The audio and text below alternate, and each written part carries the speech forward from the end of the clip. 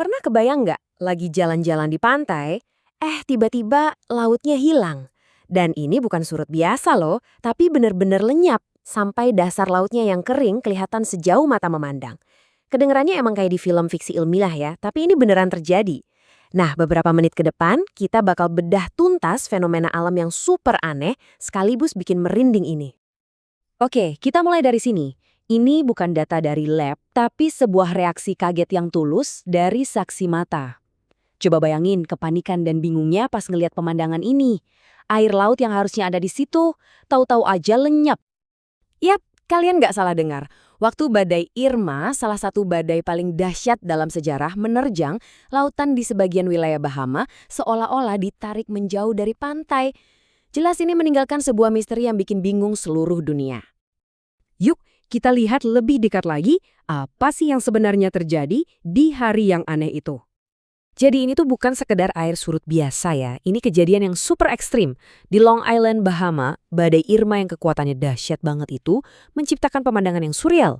Dasar laut yang biasanya terendam air, tiba-tiba aja terbuka, kering, dan bahkan bisa dijelajahi dengan jalan kaki. Air yang nggak balik selama berjam-jam.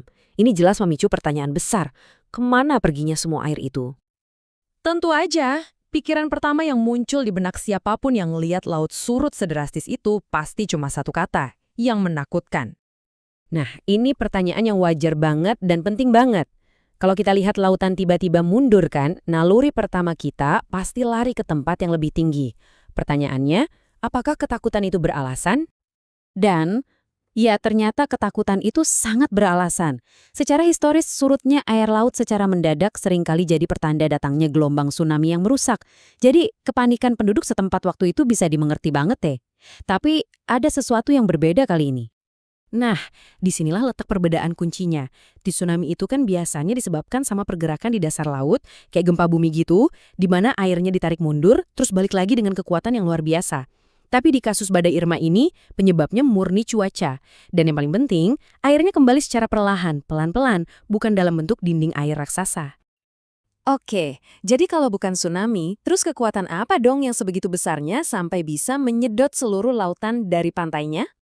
Jawabannya, ternyata datang bukan dari bawah laut, tapi dari atas. Fenomena ini namanya tonjolan badai, sebuah pertunjukan kekuatan atmosfer yang benar-benar di luar nalar. Kunci buat memahaminya ada di konsep yang disebut efek barometer terbalik. Coba bayangin, pusat badai itu kayak vacuum cleaner raksasa. Tekanan udaranya itu rendah banget. Saking rendahnya sampai bisa secara harfiah narik permukaan laut ke atas. Nah, inilah yang menciptakan gundukan atau tonjolan air yang gede banget di tengah badai. Jadi, begini cara kerjanya. Pertama, semua dimulai dengan tekanan yang super rendah di mata badai. Tekanan ini kemudian menyedot air laut ke atas, menciptakan tonjolan air raksasa jauh di lepas pantai. Nah, buat melengkapi itu, angin badai yang super kencang bertiup dari darat ke laut, jadi secara fisik mendorong lebih banyak air menjauh. Hasil akhirnya, air di dekat pantai jadi benar-benar kosong lompong. Fenomena ekstrim ini sebenarnya ngebuka jendela buat kita, buat ngintip ilmu yang lebih luas tentang gimana permukaan laut kita itu ternyata nggak pernah benar-benar diam. Jadi, poin pentingnya adalah, tonjolan badai ini mungkin kelihatannya kayak kejadian sekali seumur hidup ya, tapi sebenarnya ini adalah versi super ekstrim dari proses yang terjadi setiap saat di seluruh dunia. Lautan kita itu sistem yang sangat dinamis.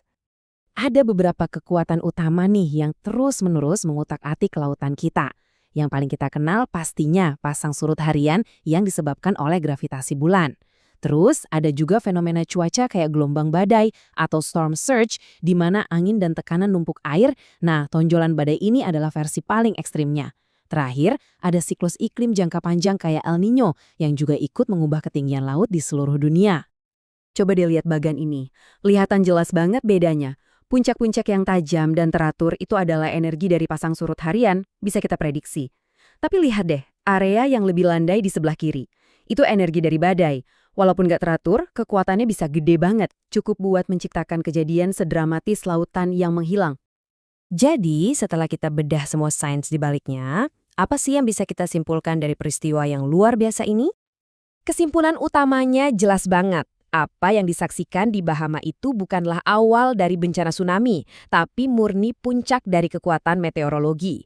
Itu adalah demonstrasi mentah dari apa yang bisa dilakukan oleh atmosfer planet kita. Peristiwa ini ngajarin kita kalau kombinasi dua kekuatan, vakum dari tekanan super rendah dan dorongan angin super kencang, bisa loh mengubah garis pantai kita cuma dalam hitungan jam.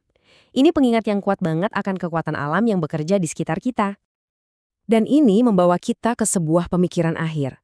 Kalau satu badai aja bisa melakukan hal sedramatis ini, coba bayangin kekuatan tak terlihat lainnya.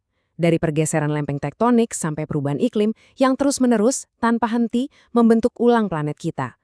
Apalagi ya yang terjadi di luar sana yang belum kita pahami sepenuhnya?